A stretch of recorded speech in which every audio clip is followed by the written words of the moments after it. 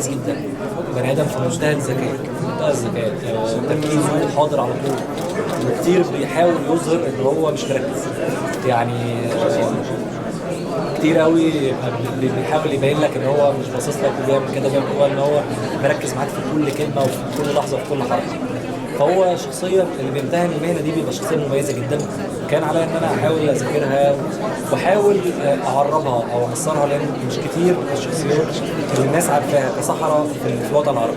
يعني جايز دايما الفيجرز المشهوره هم صحراء بره، سواء كان كريس انجل دلوقتي او في الاول ديفيد كوبرفيلد، او كل دول الشخصيات دي، ده اللي معروف. يعني ده اللي انا واحد من المشاهدين دول الصحراء اللي اعرفهم.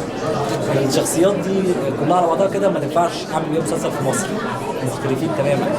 حتى شكل الشخصيه كان في كتير من كريس انجل، بس ما اقدرش اخده زي ما هو، يعني هيبقى زياده قوي، هيبقى صعب قوي على المشاهد العربي. فحاولت اخد كل اللي اقدر اجيبه من الشخصيات دي وبعد كده اعربها واخليها ليها روح ودم عربي.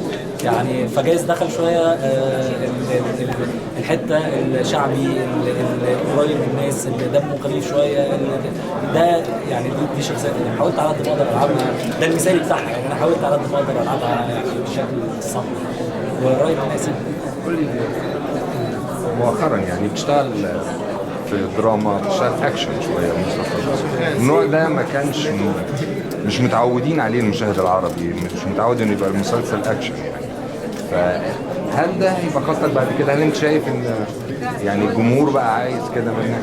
شوف انا عفوا انا شايف ان انا دايما براهن على المشاهد العربي، وشايف ان كتير بيبقى فيه اتهامات للمشاهد العربي بلا داعي.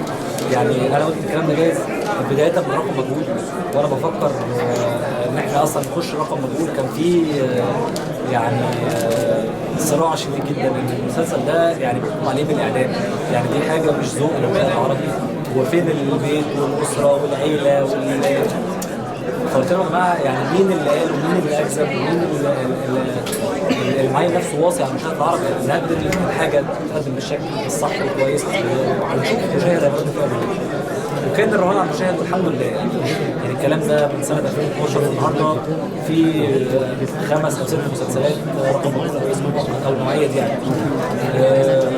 نفس التحدي ده كان موجود في لعبه تلميذ. يعني لعبه تلميذ هو شكل جديد خالص، الشكل اللي فيه الحدث والسويتشات بتاعت الاحداث والشده برضو الموجوده بشكل فيه جانب منور بعيدا عن الكادرات الضلمه اللي فيها تفاصيل، اللي فيها توتر في المزيكا وحركه الكاميرا. لا دول اسمها كانت الماوس واتلعبت حتى في افلام مش كتير خالص. فدي اول مره جايز تتقدم للمشاهد العربي. اتلعبت جايز في ايطاليان جوب في اوشنز 11. الشكل اللي فيه نفس حدث سسبنس بس ما بيتعالجش بطريقه سسبنس، بيتعالج بطريقه منوره اكتر ومبهجه اكتر، وما فيهوش الغاز قد ما فيه حكي بشكل عرضي وبعد كده قلب الاحداث. الناس عرفت شريف من خلال البطولات الجماعيه. دلوقتي خلاص الشريف بيعمل بطولات منفرده. ايه اللي يرجعك لبطوله جماعيه تاني؟ عمل اسمها النجوم، الاثنين مع بعض، مش هعمل كده تاني. شوف انا بالنسبه لي عمري ما بصنف في بطوله جماعيه او فرديه، لان انا بجد عمري ما بقول مثلا ان انا بطل العمل ده لوحدي او ده مثلا مسلسلي او فيلمي. انا ما بفكرش فيها كده. انا بفكر انه حتى لعبه بطوله جماعيه ايا كان بقى حجم الدور قد ايه، ده مسؤوليه اكبر مش اكتر. يعني دي مسؤوليه بس زياده ان حجم الدور كبير. ما اقدرش اقول ان انا بطل المسلسل مثلا واستاذ محمد رياض موجود في المسلسل، يعني واسماء كبيره كمان كتيره موجوده معانا. انا بعتبر ان كل الاعمال اللي عملتها هي بطوله جماعيه. جايز المساحه بتختلف، جايز المسؤوليه بتكتر عليا زياده. في الاخر انا بعمل كله زي بعضه. انا لو اتعرض عليا عمل بكره عجبني، كان في مساحه الدور اقل، في ناس مساحتهم اكبر جنبي، ما عنديش اي مشكله. عشان الناس هترمينا بره، قول لي الاعمال الثانيه لزمايلك اللي انت هتتابعها بعد رمضان، اللي انت كنت مشغول اكيد في رمضان بتصوير مسلسلك. ايه هي الاعمال الثانيه؟ ايه احسن اعمال عجبك؟ احسن ممثلين في وان شوت؟ هقول لك كلمه السر. انا بالنسبه لي انا ما بلحقش اتابع حاجه خالص في خالص. شفت حاجات بسيطه، يعني مش عايز اقول لك حلقات، مشاهد كمان. عشان بصور لغايه امبارح السنه خلصت خلاص. بعد رمضان كان عندي بروتوكول كده بعمله، روتين كده باخد اجازه 4 أو 5 ايام، ما بيبقاش فيها تلفزيون حتى، بيبقى فيها العيال بس، يعني بقعد العب مع العيال بس. بعد كده فعلا بعمل بقى خطه، الخطه دي بتبقى بناء على